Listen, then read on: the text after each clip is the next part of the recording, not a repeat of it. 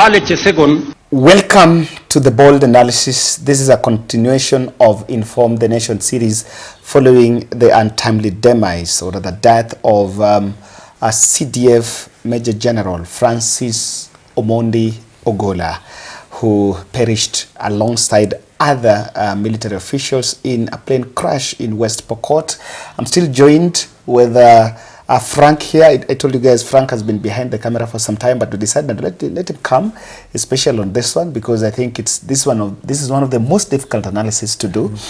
Frank, me and you, we were just talking about a reaction from Raila Odinga. I just want us to look at that shortly.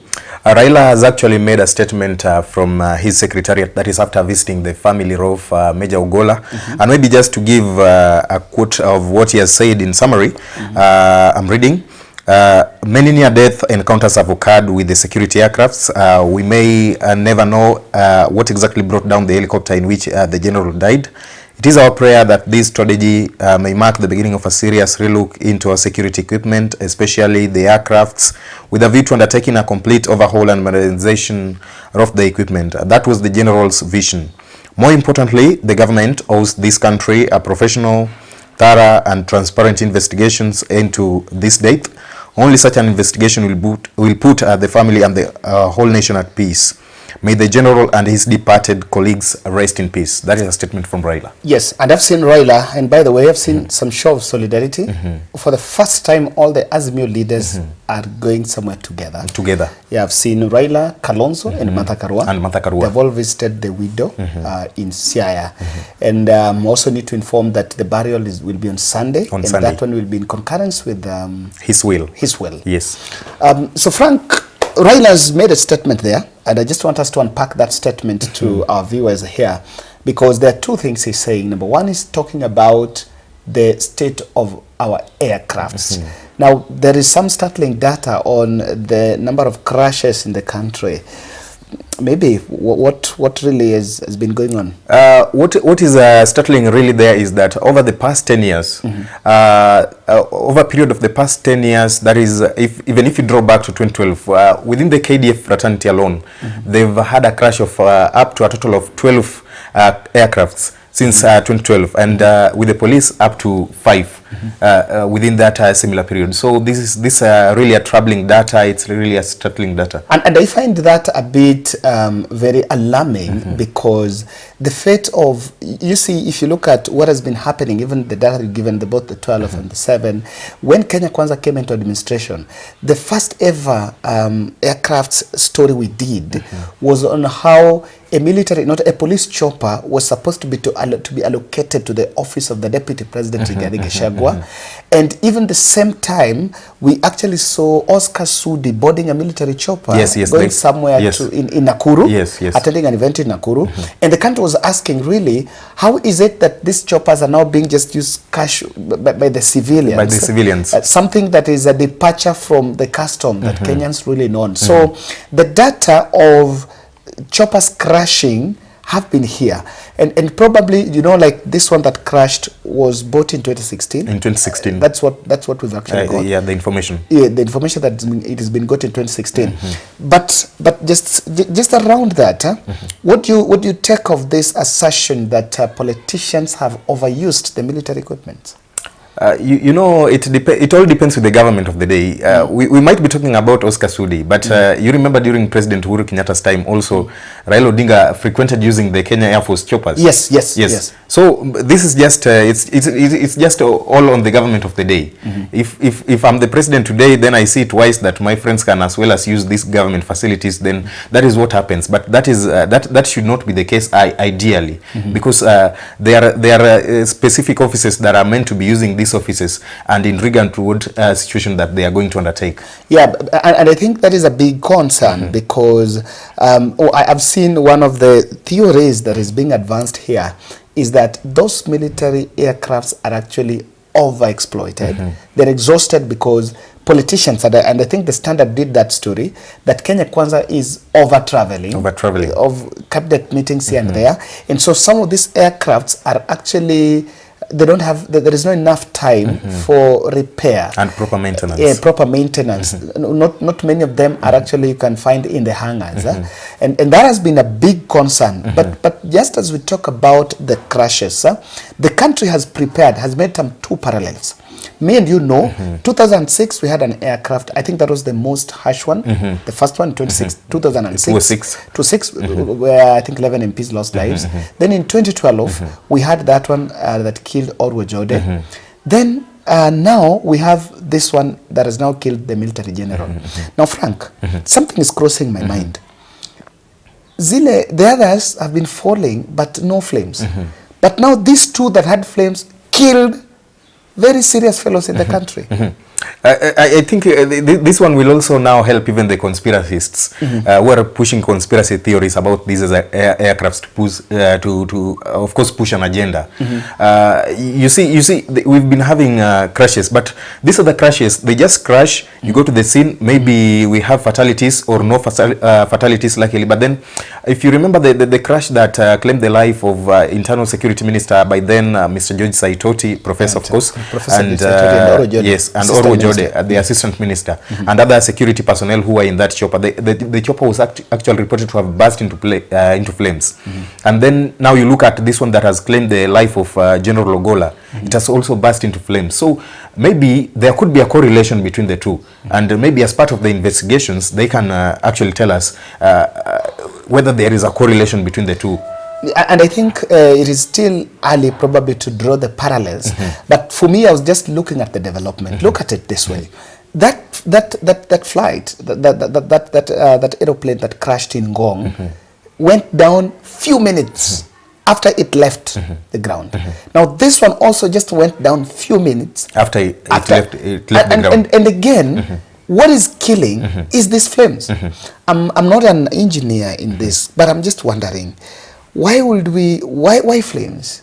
The others do fall, but no flames. Why flames? But again, it's not a question that I might have an answer. Sure. The public is really doubting any sort of investigation going on, and you will blame us. You will not blame us for the doubts because of what we've been served in the past. You know, these investigations have been there, and they're part of the cover-up, and it doesn't come out. Do you think it's unfair for the public to doubt the investigations? You know, looking at the history of these investigations in the country, this country, I don't know whether we are notorious, I don't know whether it's what, we always tend to take, to buy time with the investigations as maybe, I don't know whether they are cover-ups or they are always leading to somewhere. So the public might be right or might not be right to doubt the investigations because or whatever they expect the investigations to be, the outcomes of the investigations is what they don't get. So the public might be right in a way or might be wrong in a way with the investigations. But you also take it to consideration that, and for me as a communication part of perspective, and I think when we're doing the first video, I said from the word go, the state got it wrong. Do you know, Frank, that Nyakundi had already released that breaking news even before the government around 3 p.m. Around 3 p.m. Then the government, of course, President Uhuru Kenyatta, William Ruto was in Nyeri. So he flew to State House and was convened a council meeting, then would come to call a press briefing late in the night.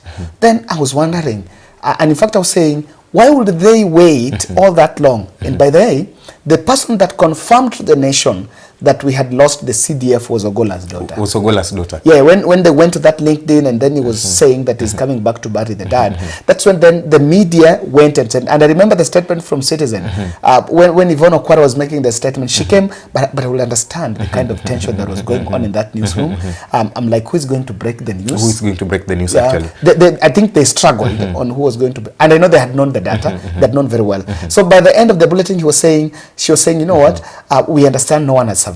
No one has survived. Instead of saying so-and-so has died, and they said we understand no one has survived. It's kind of a conclusive statement. Now, be it as it may, I believe the public need to be part and parcel of that investigation, in the sense that from the word go, give us the preliminary investigation, give us a preliminary report. Give us an eyesight report. This is it. This is what we found. This is it. This is it. Because the public is not taking it lightly. I'm looking at what the social media, I know you've also been looking at the social media. Sure. And I'm seeing members of local communities saying, no. This cannot be it. He was the first Luo to take that position and is the first general to die while in office. There's so many boxes that remain unticked. Unticked, that actually need to be ticked. Who should investigate?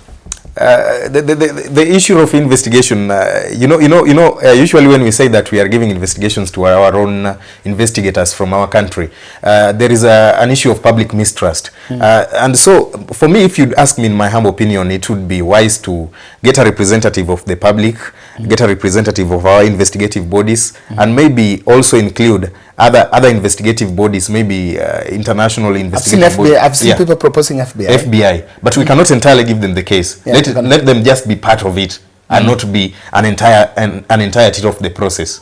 Yes. One thing is the reason why for me I'm taking a lot of observation that investigation is because there are these generals, the military ranks that passed on. They have been beneficiaries. There are people that are going to take up those positions. I've just seen that general, I think Charles Muriu has replaced Ogolla in an acting capacity. So, and the military is the most secretive organization. They're so disciplined and transparent on corporates, on corporate culture. But again, they're so secretive. They're so secretive in terms of what exactly they are doing and what really they are putting up together. So you cannot, I'm one person that doesn't believe that we investigate internally. You can't investigate internally. Remember, there is a very strong ambition now. The objective of the military as we stand now is to protect their image. That is and any report that will come out that there is internal incompetence, they cannot make it in public. They cannot make it public. Why? You remember, this is also a national security threat. It's a national security issue. It's a national security issue. That's partly where I understand why President really had to take all the time. All that time, they had to deliberate on matters. The things maybe they needed to put into... To iron out and then see. Put into place so that by the time they're going live, you never know. It's a matter of did an enemy infiltrate the internal security structures.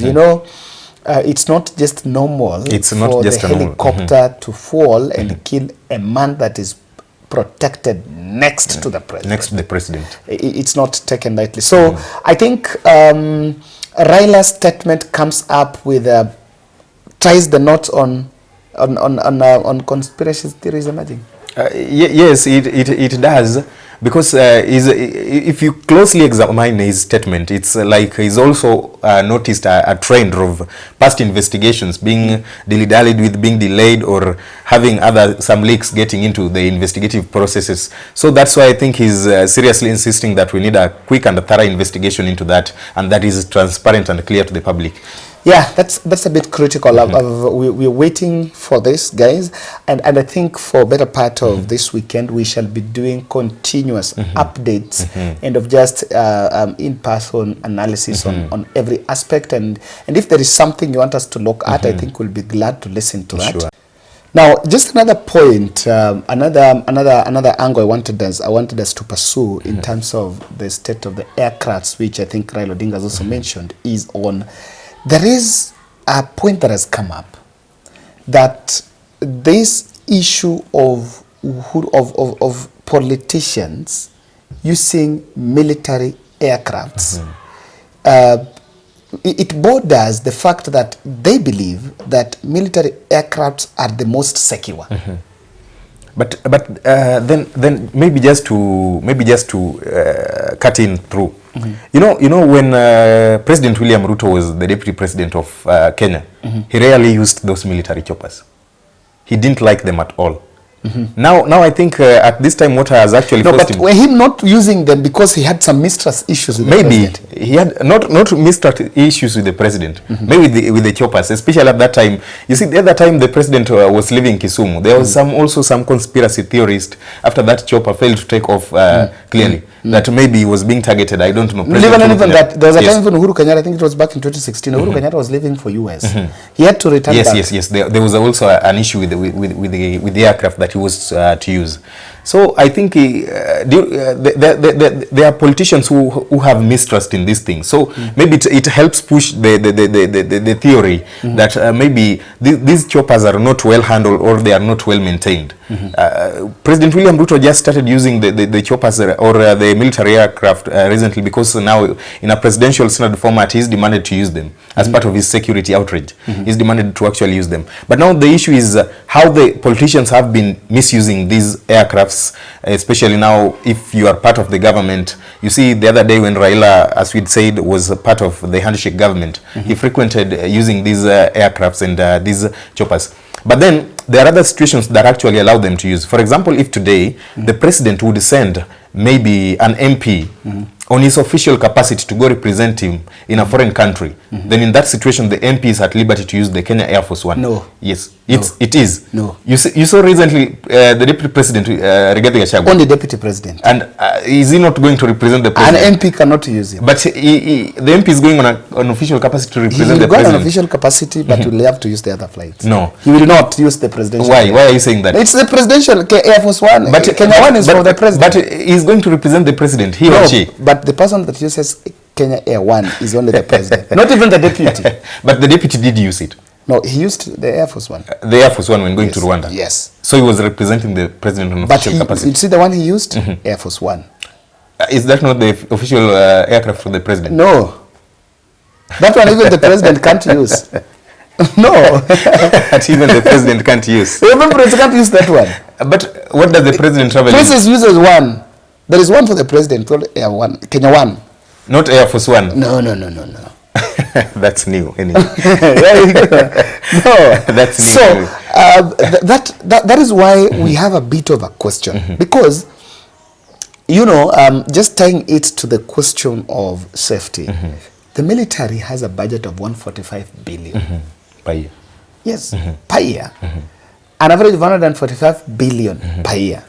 So, is it time then we audit where that money goes? Or how it's if we can have such cases where a military chopper that is where there is a lot of money and money that normally goes unaudited. Of course, we don't audit because, and I think that failure to audit is wrapped into some fear. You know, it's wrapped into some fear basket known as, you know, we don't want to expose what we are doing. So we will buy and not the neighbor will not know. But is it time then we interrogate, we audit? If out of 145 billion, how much goes into maintenance and repair? Yes, I think it's time. Even if it's an internal audit, it doesn't have to be public, but then the audit will clearly help us, because you see the current trend is that most of these choppers that are failing, or these military aircrafts that are having technical issues or having crashes, they are not old planes. They're just recently bought planes. Yes, they're recently bought planes. They are recently bought planes, and now you ask yourself, is it that we don't have enough money for buying up to late standards aircraft equipment to use, or what is actually the problem? So giving an audit into the expenditure on such critical infrastructure would ideally or really help us to make it to have some transparency and help us in cases such as this. And just adding into it, it's not very usual. It's not very usual because I was just having a sidebar with one of our viewers here, and he raised a question. He was saying, Kevin, when it went down with Duale, we kept quiet. We took it normal. When it went down with Murkomen and I think Caleb Kosetan, we all went quiet. We thought it was normal. At some point, it went down carrying some exam papers. It also went down carrying some relief food. But we all took it normal. Then now, it hit down. And then it goes down with the CDF. I tend to see like we've not been so reactionary to what has been happening in the past. We've not been so proactive to tame some of this, because these are things that will not be expected at this time. The problem with that is still the issue of these are military staff or infrastructure, so they need to be protected. We shouldn't delve so much information into these military things. That is, I think, that is where actually the problem emanates from. Because even yesterday, from the moment that there was a crash, an air investigation team from KDF was immediately sent there and cordoned off the area from the public, meaning they didn't want the public to have any information in as far as what is happening at the scene of the crash. So that is why we need a transparent military, because it's our money that is actually being used to pay or to buy for these things, and it's our money that is actually maintaining this military infrastructure. So we need some level of transparency into this military infrastructure. Yeah, this is a very critical time, and you know, the burden of evidence rests, the burden of investigation rests with the president. With the president himself. And I think it rests with the president itself. It is really a matter of the country asking itself very critical questions. And let me just look at it through. At this aircraft, this helicopter was in Turkana. Before it even went to some 2 places, then Turkana.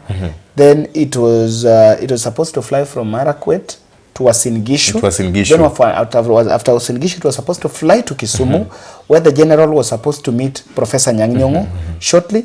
Then after meeting Professor Nyang'nyong'o, they would fly with the Nyang'nyong'o, and I think with other members, to go and celebrate the father's birthday on Saturday.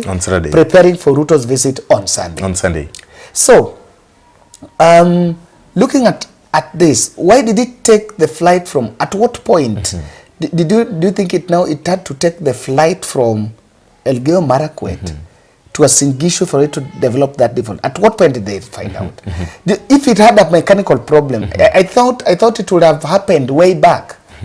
You know, for one, this was an accident, maybe. This was an accident. So, we would not exactly be able to tell at what point it did develop a mechanical issue. Maybe it did develop mid-air, but then the people who are on board, maybe they are also experts. Maybe they ignored the signs that the aircraft was giving, or maybe it did not. So we might not be able to tell at what point this thing did happen. Yes. It might not be. It might not be possible. Have you listened to the first responders? I think I ought to play for you that video of first responders. Jana tulikuwa hapa hivi, tulikuwa saa kama tulianza kazi. Karibu saa ile hiyo madege ikakuja hivi ikalan hapa hivi shule yetu Chipilel Boys. Tukafanya kazi yetu kwa shamba. Karibu saa 8:16 tukakuja kiti hapa hivi. Ni lunch. Tunakula lunch. Wakati tunakula lunch, baada ya tutakula, ndege ikakuja tu hivi. Vile tuliangalia ilikuwa propeller isunguki. Wengine wanasema shuka hapo, inashuka hapo. Wakati tunafika inashuka, kumbe ni kuanguka tu, ikakuja hivi tu straight. Ikaanguka ikalala hapo chini. Sasa sisi tukaamua tukimbia tukokoe watu. Tukaenda furuta mahali kuna moto kubwa, tukasukuma, huko inalipuka pum. Tukang'ang'ana mpaka tukatoa watu wote tukapanga jini. Mpaka mandege ya jeshi ikakuja sasa akatupata pale tumokoa hiyo watu.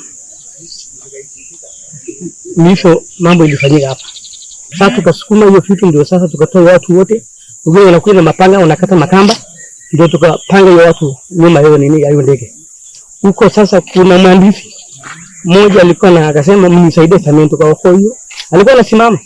Alafu askari mmoja alikuwa anasimama pia. Tukapeleka hiyo wenye walikuwa ako wife tukampeleka kwa ndege. Sasa tukang'ang'ania watu jeshi walikuja vile walishuka tu wakatupua wakatuambia toka kila mtu enda. Tukaenda hivyo. Singe tuling'ang'ana pale watu. Hata nguo yangu imeungua. Niko nyumbani. Hiyo moto mkubwa shoti.